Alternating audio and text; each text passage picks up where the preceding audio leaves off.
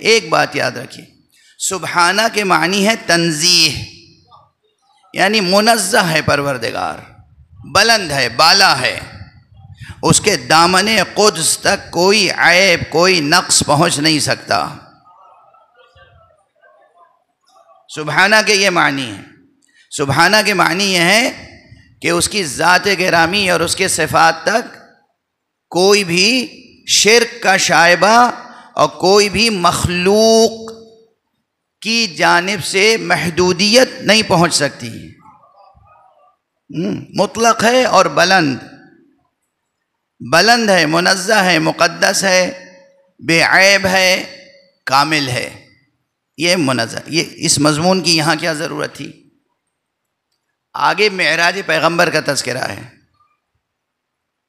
معراج پیغمبر بہرحال سفر ہے۔ پیغمبر ایک جسم رکھتے تھے، وہ جسم کیسا تھا یہ بحث نہیں کر رہا ہوں کہ مادی تھا یا نوری، مگر جسم تھا، نوری تھا مگر جسم تھا۔ جسم زمان و مکان میں ہوتا ہے، جسم محدود ہوتا ہے۔ جسم جب سفر کرے گا تو وہ ایک خاص سمت میں ہوگا، ایک خاص ڈائریکشن میں ہوگا۔ اب اگر پیغمبر نے سفر کیا اور حق سبحانہ و تعالیٰ کے تعلق سے کسی کے ذہن میں یہ آ جائے کہ یہ سفر کر کے کہیں تک گئے، اس کا مطلب وہاں خدا تھا۔ اس کے معنی ہے کہ خدا کے لیے زمان و مکان کا حصار قائم ہو جائے، خدا کے لیے ایک جہت قائم ہو جائے، خدا کے لیے ایک محدودیت قائم ہو جائے۔ ان تمام چیزوں سے خدا کو بلند و برتر کہنا تھا تو کہا سبحان الذی، منزہ ہے وہ، پاک ہے وہ، بلند ہے وہ۔ واضح ہے؟ یہاں تبارکہ سے اس لیے شروع ہوا، تبارکہ کے معنی ہے وہ جو برکتیں عطا کرنے والا ہے، وہ جس کی عطا میں کوئی کمی نہیں ہے، وہ جس کی عطا نامتناہی ہے۔ یہ مضمون بتا رہا ہے کہ آگے جا کے کسی کی زندگی کے اضافے کی بات ہونی ہے۔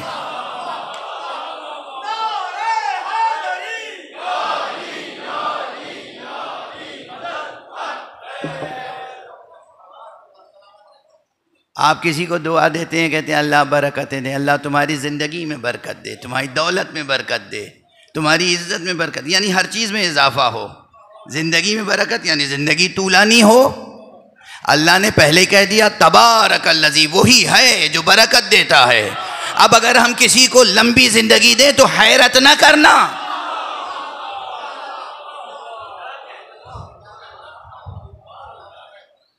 ایک بلند صلوات پڑھ دیجئے محمد والا۔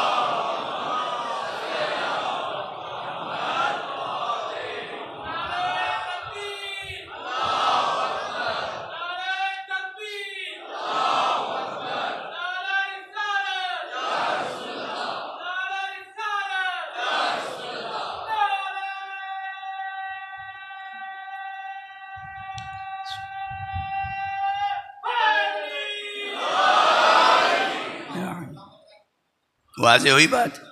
تو پہلا ہی کلمہ بتا رہا ہے کہ کس کا تذکرہ ہونے والا ہے، کس کی شان میں ہے یہ قصیدہ۔ براعت استحلال، ذہن کو اس مضمون کی طرف متوجہ کر دو جو مضمون ادا ہونے والا ہے۔ تبارک الذی، با برکت ہے وہ ذات، برکت دینے والی ہے وہ ذات۔ اچھا، یہ خود تبارکہ جب کہا، تبارک الذی، یہ الذی جب آتا ہے یہ بھی ذہن کو متوجہ کرتا ہے کہ بات کوئی اہم کہی جانے والی ہے۔ وہ ذات بابرکت ہے۔ یہ اسلوب جو ہے یہ ذہن کو بتاتا ہے کہ کوئی بہت اہم بات کہی جانے والی ہے، کوئی اہم موضوع ہے۔ اس کے بعد کہا کیا گیا؟ تبارک الذی بیدہ الملک وہو علی کل شیء قدیر۔ بابرکت ہے وہ کہ جس کے ہاتھ میں ملک ہے اور وہ ہر شے پر پوری پوری قدرت رکھنے والا ہے۔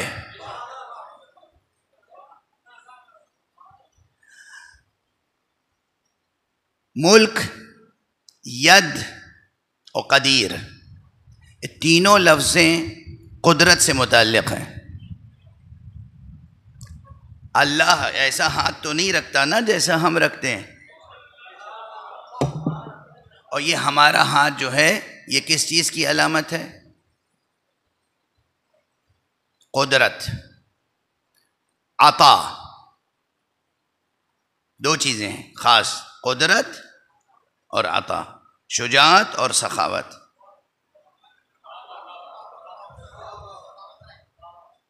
شجاعت اور سخاوت دونوں کے اظہار کے لیے ایک ہی چیز ہے نا، ہاتھ، ٹھیک ہے نا؟ ہم نے تاریخ میں بھی دیکھا جو شجاعت رکھتا تھا وہی سخی تھا، جو سخی تھا وہی شجاع تھا، جو بزدل تھا وہ بخیل تھا، اور جو بخیل تھا وہی بزدل بھی تھا۔ یہی ہاتھ جس کے ہاتھ میں ذوالفقار ہوتی تھی اسی ہاتھ سے انگشتری بھی عطا ہوتی تھی۔ صلوات پڑھ دیں محمد و آلہ۔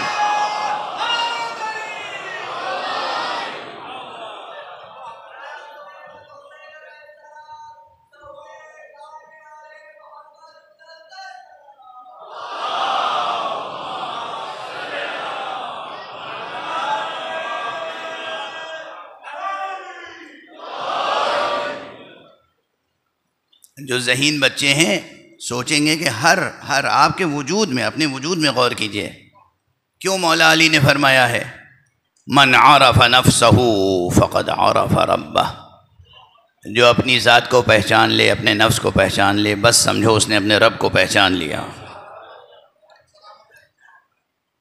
رب کی معرفت کی بات تو بعد میں ہے، اس میں سب سے بڑی بات آپ کے لیے ناز کرنے کی ہے،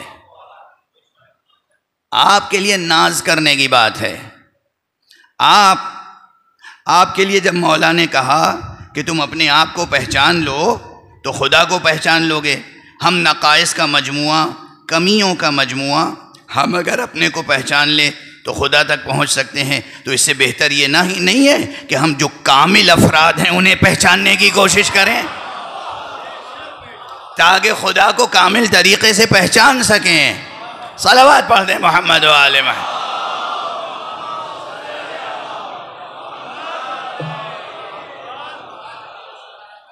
لیکن دونوں نصاب ضروری ہیں۔ اکثر دنیا بھر کے تعلیمی نظام میں 3 مراحل تو ہوتے ہی ہیں، پرائمری، سیکنڈری اور پھر یونیورسٹی لیول ہوتا ہے نا۔ تو یہ بالکل پرائمری لیول ہے، من عرف نفسہ فقد عرف ربہ، جو اپنے کو پہچان لے وہ اپنے رب کو پہچان لے گا۔ آپ اپنی ذات کا مطالعہ شروع کیجئے تو آپ کا ذہن یقیناً خدا تک جائے گا، لیکن یہ پرائمری کلاس ہے۔ اور اگر یونیورسٹی لیول پہ جا کے خدا کی معرفت حاصل کرنی ہے تو محمد اور آل محمد تک پہنچنا ہوگا۔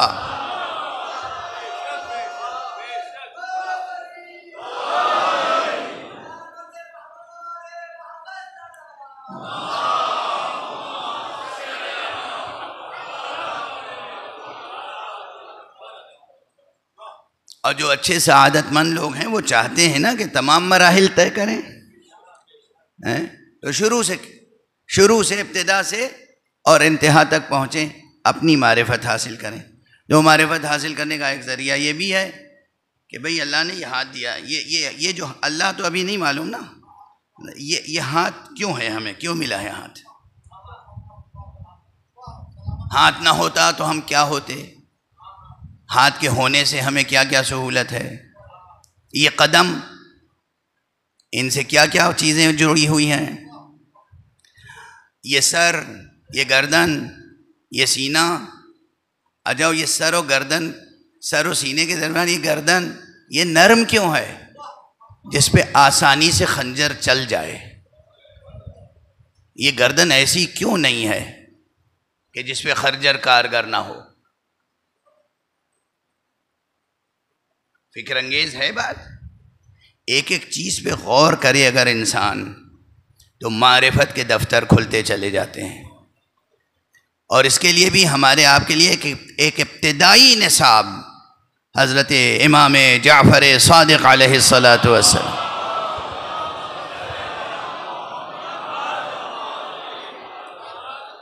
نے عطا فرمایا ہے، جس کتاب کو کہتے ہیں کتاب توحید مفضل.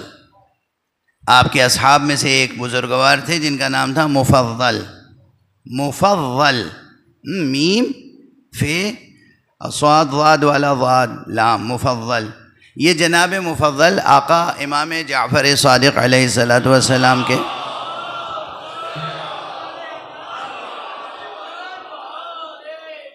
اصحاب میں سے تھے. ایک مرتبہ ان کو کہا بیٹھو اور جو میں کہہ رہا ہوں لکھو.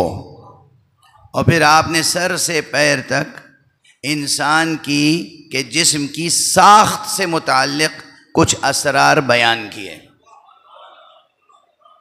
اور وہ ابتدائی چیزیں ہیں سب انسانی ذہن کے لیے. مولا بھی تو سطح ذہنی دیکھ کے گفتگو کرتے تھے کہ کس سے بات کرنی ہے.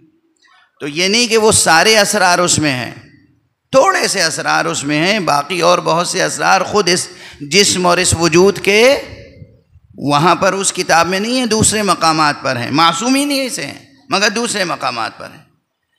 تو بہرحال ید جو ہے یہ ایک قدرت کا استعارہ ہے.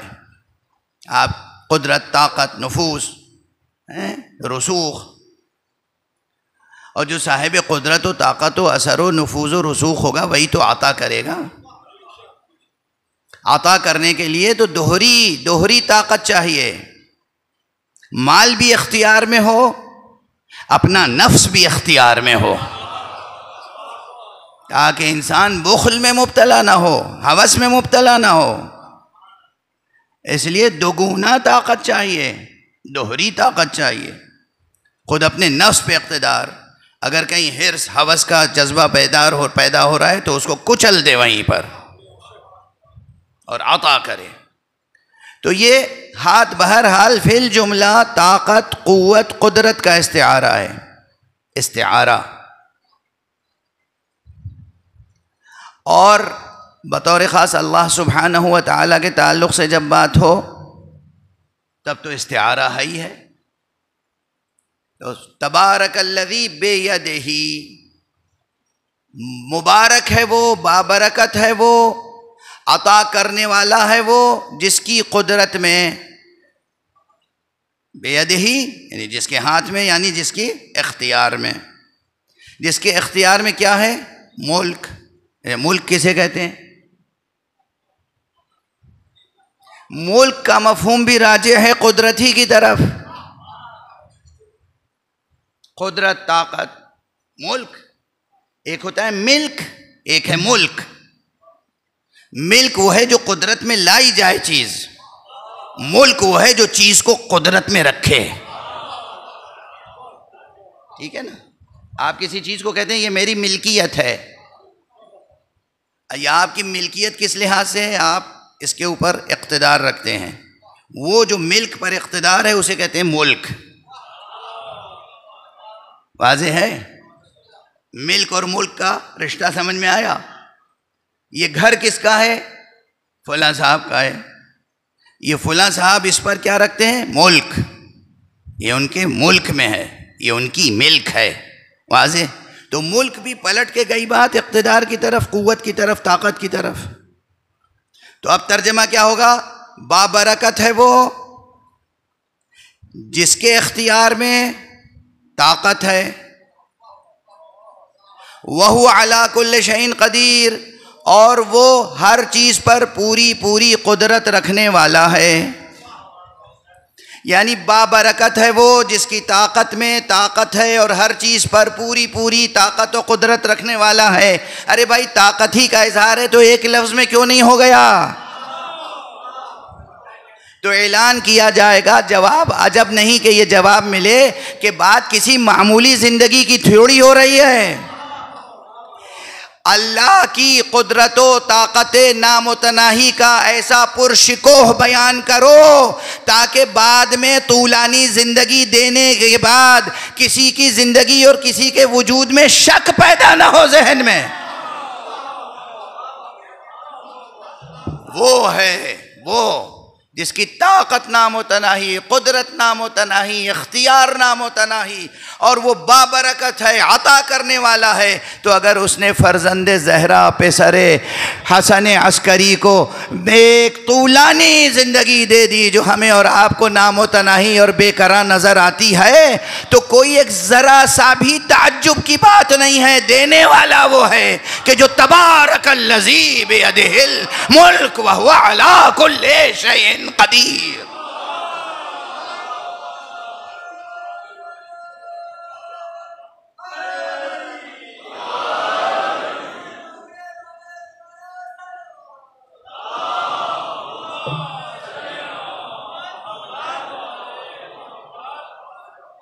واضح ہے. اب میں عرض کرتا ہوں جبکہ یہ ڈکشنری دیکھ کے لٹرل ٹرانسلیشن کر لینے والے ان مطالب کو نہیں سمجھ سکتے، تو بیجا تو نہیں گزارش کرتا ہوں. قرآن اسی لیے ایک جملہ اس سے پہلے کہیں کہا ہے میں نے کہ کچھ چیزیں تو سطروں میں لکھی ہوتی ہیں اور بہت سی چیزیں، بہت سی باتیں بین السطور جو بیاض ہے، سطور کے سواد اور بین السطور کے بیاض میں بہت کچھ ہوتا ہے. اسی طرح کچھ چیزیں ہوتی ہیں لفظوں میں اور کچھ چیزیں ہوتی ہیں لہجے میں.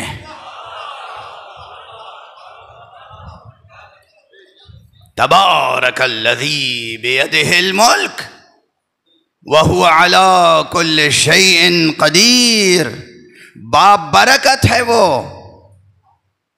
برکت عطا کرنے والا ہے وہ، جس کے اختیار میں نامتناہی قدرت ہے اور ہر شے پر قدرت رکھنے والا ہے.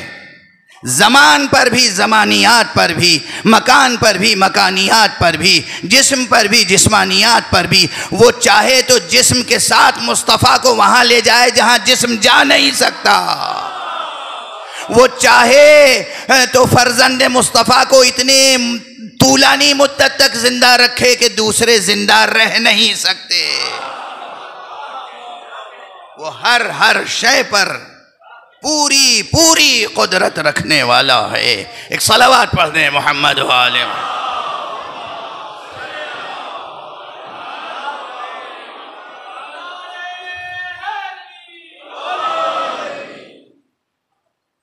یہاں سے جب سورہ شروع ہوگا تو پہلے ہی اگر بافہم ہے انسان، اگر لغت قرآن سے آشنا ہے، زبان قرآن سے آشنا ہے، لہجہ قرآن سے آشنا ہے، اور لب و لہجہ قرآن سے آشنا کون ہوگا سوائے اس کے جو یہ معرفت رکھتا ہو کہ اللہ نے مصطفیٰ سے معراج میں کس لہجے میں گفتگو کی تھی. لب و لہجہ قرآن سے آشنا ہو تب یہ اسرار کھلتے ہیں.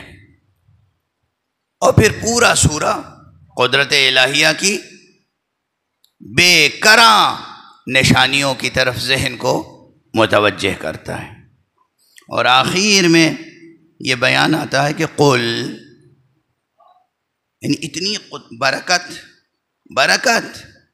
قدرت بے کراں اس سب کے اور اس کائنات کے استحکام کے ساتھ، بیان کے ساتھ، اور اس اشارے کے ساتھ کہ خلق الموت والحیات، یہ وہ ہے جس نے موت خلق کی اور حیات خلق کی. اور ذکر میں ترتیب کیا رکھی؟ موت کا تذکرہ پہلے کیا، حیات کا بعد میں، تاکہ یہیں سے انسان متوجہ ہو جائے کہ یہ عام زندگی اور موت کی بات نہیں ہو رہی ہے، کوئی خاص بات ہو رہی ہے. کیونکہ ہمارے تجربے میں تو زندگی پہلے آتی ہے، موت بعد میں آتی ہے. اللہ کہہ رہا ہے موت ہم نے خلق کی اور پھر زندگی خلق کی. اس کے معنی یہ ہے کہ پورا میسج بہت عجیب و غریب ہے. کچھ ایسی بات کہی جا رہی ہے جو عام انسان کے تجربے سے بلند و بالا ہے.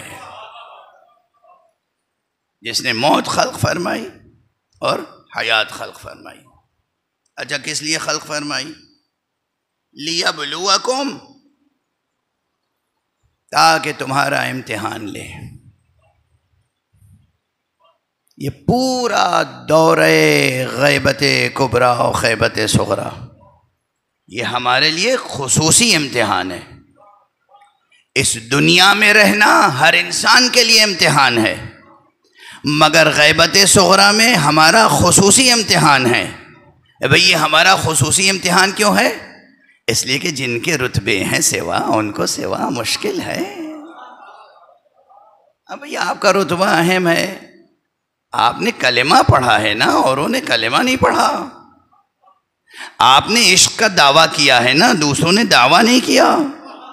جو محبت کا دعویٰ کرے اسی کو تو آزمایا جاتا ہے۔ وہ سڑک پہ ایک صاحب چلے جا رہے ہیں جن کا نہ نام جانتا ہوں، نہ ان کے باپ کا نام جانتا ہوں، نہ ان کا قبیلہ جانتا ہوں۔ ان سے میں راستے میں ملوں، کہوں جناب والا مجھے ذرا 100 روپے دے دیجیے گا، وہ میرا منہ دیکھیں گے۔ اور پھر میں کہوں کہ اصل میں تو میں آپ کو آزما رہا تھا، تو کہیں گے آپ سے میرا رشتہ کیا ہے کہ آپ مجھے آزما رہے تھے؟ کیا رشتہ ہے؟ نہ میں آپ کو جانتا ہوں، نہ آپ مجھے جانتے ہیں، نہ میرا نام آپ جانتے ہیں، نہ آپ کا نام میں جانتا ہوں، نہ قوم، نہ قبیلہ۔ سڑک میں ملے کہہ رہے ہیں آزما رہا ہوں۔ ہاں، اگر کوئی شخص ہو جو اٹھتے بیٹھتے کہتا ہو قبلہ کسی وقت کوئی خدمت ہو تو بتائیے گا، ہیں؟ اس سے میں کہوں کہ میاں یہ کام کرنا ہے، بس آزمائش ہو جائے گی۔ صلوات پڑھ دیجئے محمد والے۔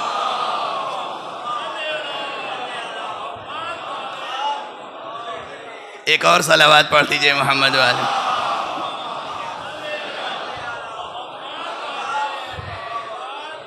میں مزاحاً کسی کو آزماتا نہیں، اور اگر کسی سے کہا ہوگا تو جان بوجھ کے کہا ہوگا، اب وہ سوچ لے کہ میں ممبر سے کیا کہہ رہا ہوں۔ صلوات پڑھ دیجئے محمد والے۔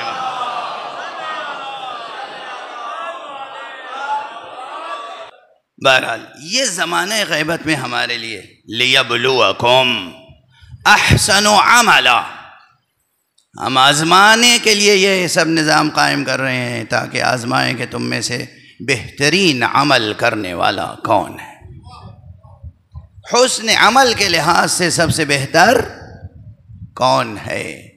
اب یہ بہرحال اس پہ واعظ و نصیحت تو مجھے اس کا سلیقہ ہی نہیں ہے، تو میں واعظ و نصیحت کیا کروں گا، اور پھر وقت میں بھی اس وقت گنجائش نہیں ہے۔ لیکن یہ ضرور ہے کہ یہ ٹرم ایسی ہے، یہ تعبیر ایسی ہے، یہ اصطلاح ایسی ہے، یہ لفظیں ایسی ہیں جو وجداناً سب سمجھ سکتے ہیں کہ بھئی حسن عمل کسے کہتے ہیں۔ تو اس میں کسی خاص قد و کاوش کی ضرورت نہیں محسوس ہوتی۔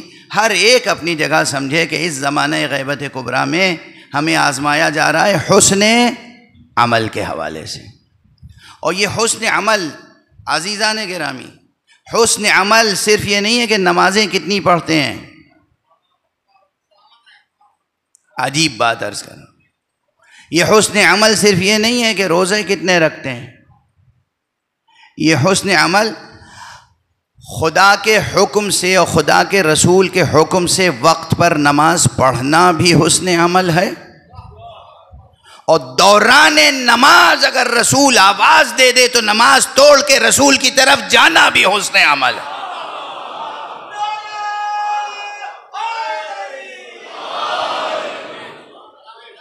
بشرطے کہ رسول آواز دے، ہما شما نہیں۔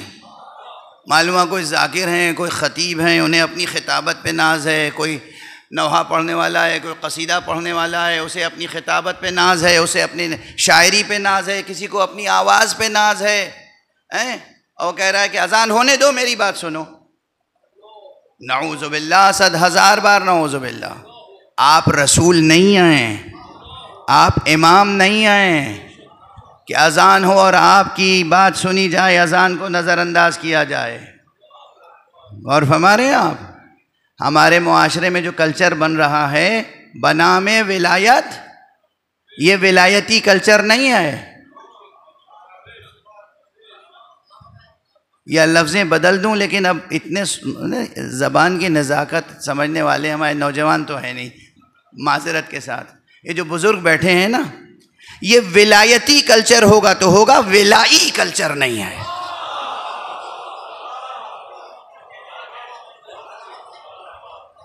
ولائی کلچر نہیں، یہ ولایتی کلچر ہوگا تو ہوگا، ولائی کلچر نہیں ہے۔ ہم ولائی ہیں، ہمارا رشتہ ولائے محمد و آل محمد سے ہے۔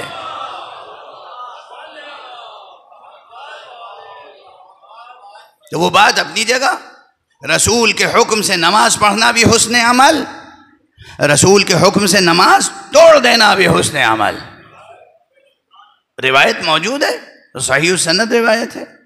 ایک صاحب مسجد نبوی میں آگے نماز پڑھ رہے تھے، حضور آ گئے، ان کا نام لے کے پکارا، انہوں نے کوئی جواب نہیں دیا، نماز پڑھتے رہے۔ حضور نے پھر پکارا، وہ نماز پڑھتے رہے۔ جب نماز ختم ہو گئی، حضور کے پاس آئے، جی یا رسول اللہ، کہا میں تمہیں پکار رہا تھا، کہا میں نماز پڑھ رہا تھا، کہا نماز تمہیں کس نے سکھائی ہے؟ حقیقت صلاۃ ہے ندائے مصطفیٰ پر لبیک کہنا۔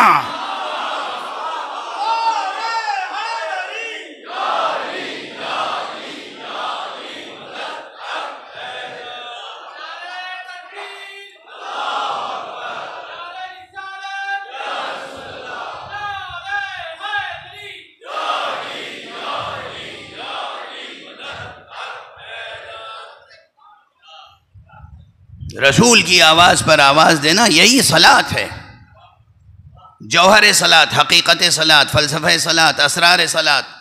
دست ادب جوڑ کے عرض کر رہا ہوں، بہت سے عرفاء نے، بہت سے صوفیاء نے کتابیں لکھی ہیں، اسرار الصلاۃ، اسرار الصلاۃ، اسرار الصلاۃ، بڑی زخیم ہیں، وہ سب باتیں اپنی جگہ، لیکن سر الاسرار، تمام رازوں کا ایک راز یہ ہے کہ پیغمبر اکرم کی آواز پر لبیک کہنا صلاۃ ہے، اور جو اس راز سے واقف ہیں ان کی زندگی کا ہر لمحہ صلاۃ ہے۔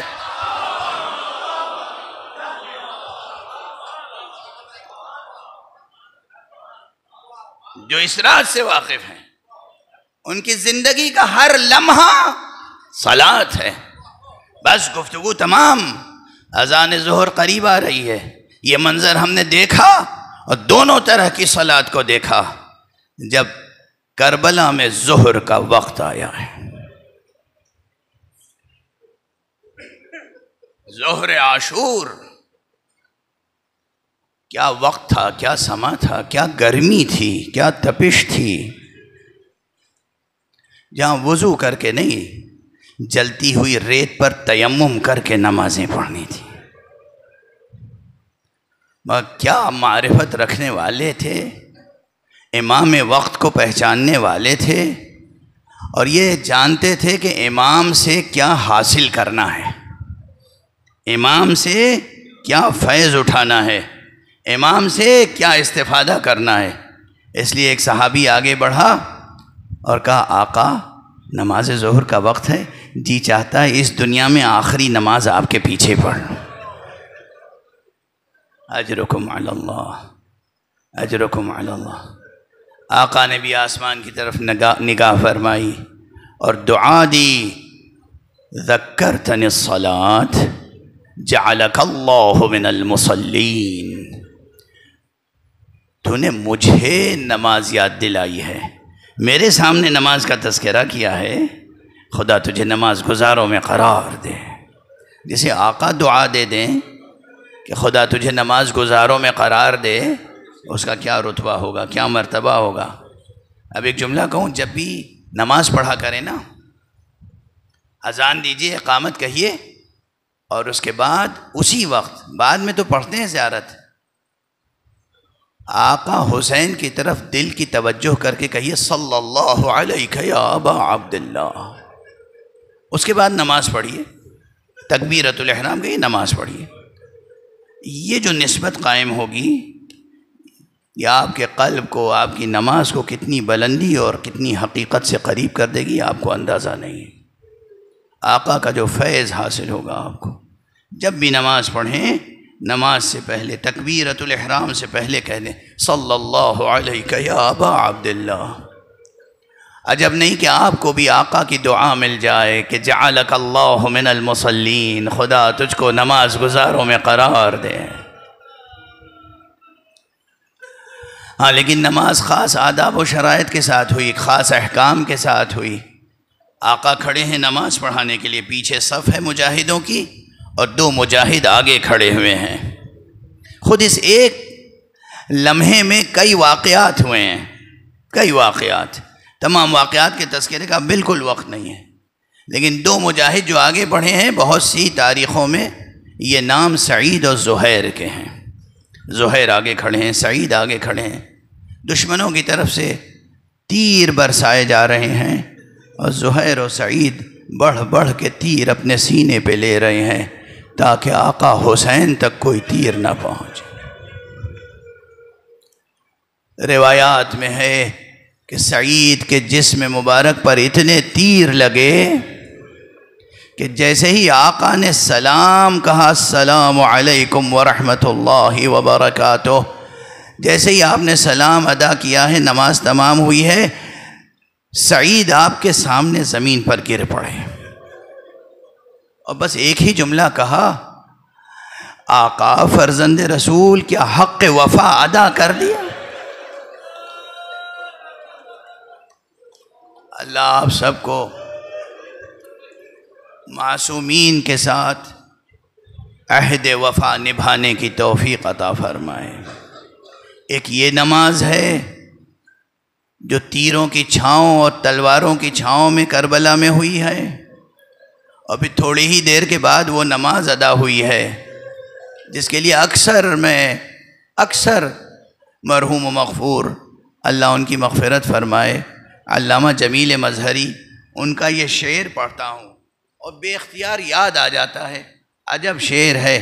کائے حاصل طاعت کونین تھی وہ ایک نماز جو ادا بھی نہ ہوئی اور قضا بھی نہ ہوئی.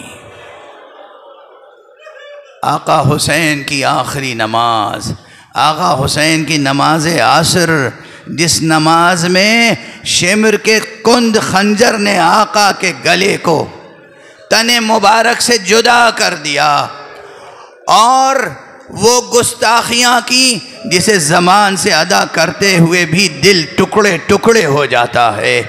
اور پھر جناب زینب کبریٰ کو زحمت اٹھانی پڑی، وہ تشریف لائی ہیں میدان میں اور امام حسین علیہ السلام کے لاشے کو دست مبارک پہ اٹھایا ہے یا لاشے کے قریب کھڑے ہو کر اپنے ہاتھوں کو بلند کیا ہے اور فرمایا ہے اللہم تقبل منا ھذا القربان. پروردگار ہم اہل بیت محمد کی طرف سے، ہم اہل بیت نبوت و رسالت کی طرف سے، ہم اہل بیت مصطفیٰ کی طرف سے یہ قربانی قبول فرما. انا للہ و انا الیہ راجعون رضا بقضائہ و تسلیما لامرہ. پروردگار ہمیں علوم قرآن اور معارف اہل بیت سے آشنا فرما. معبود پروردگار ہمارے سینے میں ہمیشہ چراغ توحید روشن رہے. پروردگار ہمارے ہاتھوں میں ہمیشہ دامان ختم نبوت رہے. ہمارے قدم ہمیشہ صراط مستقیم ولایت پہ گامزن رہیں. پروردگار ہمیں اور ہماری ذریتوں کو، ہماری نسلوں کو، ہمارے جوانوں کو نماز گزار بنا دے. پروردگار ہماری پوری زندگی صلاۃ کے سانچے میں ڈھل جائے. پروردگار معبود ہمارے سروں پر علماء اعلام کا سایہ برقرار رہے. مرجعیات رشیدہ کو اپنی خاص حفظ و امان میں رکھ. رہبر انقلاب اسلامی آیت اللہ العظمیٰ خامنئی کو اپنی خاص حفظ و امان میں رکھ. پروردگار آیت اللہ العظمیٰ سیستانی کو اپنی خاص حفظ و امان میں رکھ. آیت اللہ العظمیٰ جناب شیخ بشیر نجفی کو اپنی حفظ و امان میں رکھ. جتنے بھی بزرگان ہیں ان کو اپنی حفظ و امان میں رکھ. پروردگار معبود اپنے ولی آخر کو اذن ظہور عطا فرما اور اپنے عدالت و احسان اور انصاف کے پرچم کو ان کے ہاتھوں سے لہرا دے.